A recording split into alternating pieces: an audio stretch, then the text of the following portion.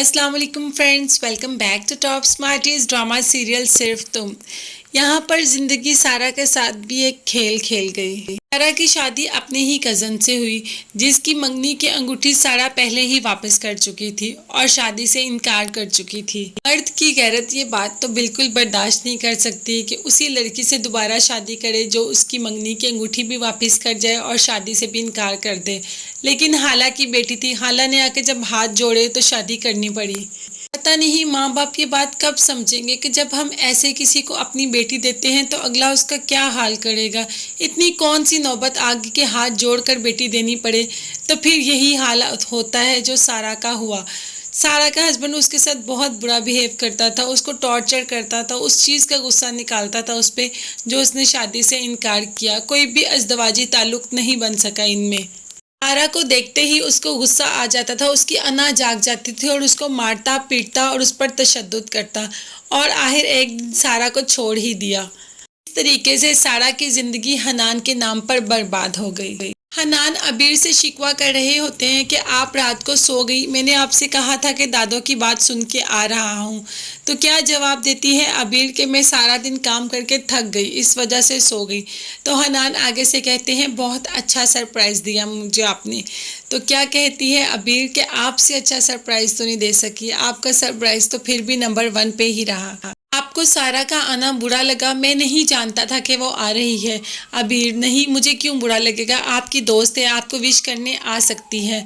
उधर से नानो बुला लेती हैं अबीर को और अबीर से कहती हैं कि हनान आपसे बहुत प्यार करते हैं, आप क्यों ऐसे करती हैं। अबीर का जवाब बहुत ही अच्छा होता है, नानो इंसान अपनी पहली मोहब्बत कभी नहीं भूल सकते।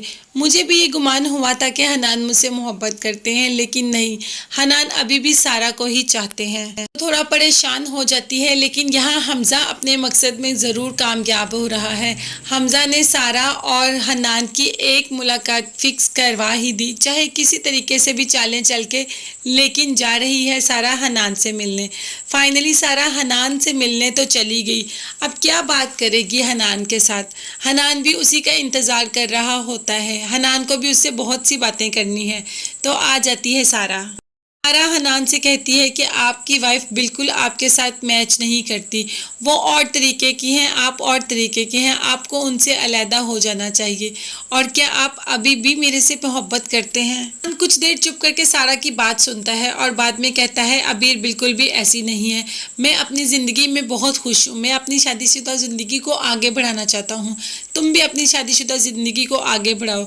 और बहुत ही खूबसूरत जवाब देता है सारा को, जिस पे कि सारा चौंक जाती है और उसको शर्मिंदगी भी होती है। सारा से कहता है नहीं, अब मैं तुमसे मोहब्बत नहीं करता, मैं अपनी बीवी के साथ अपनी पूरी ज़िंदगी गुजारना चाहता हूँ। सारा शर्मिंदा होती है क्योंकि उसे तो हमज़ा ने कुछ और ही बताया होता है, लेकिन अब हमज़ा के कहने पे सारा इन दोनों को अलग करवाने की कोशिश ज़रूर करेगी। आप भी मुझे ज़रूर बताइएगा कि आपको मेरा इस ड्रामे का ये रिव्यू कैसा लगा और क्या सारा इन दोनों को दूर करवाने की कोशिश करेगी। इसके अलावा मेरे चैनल को सब्सक्राइब कीजिएगा, अपना बहुत ज़्यादा ख्याल रखिएगा, मुझे दुआ में याद रखिएगा। अल्लाह हाफिज़, बाय बाय, टेक केयर।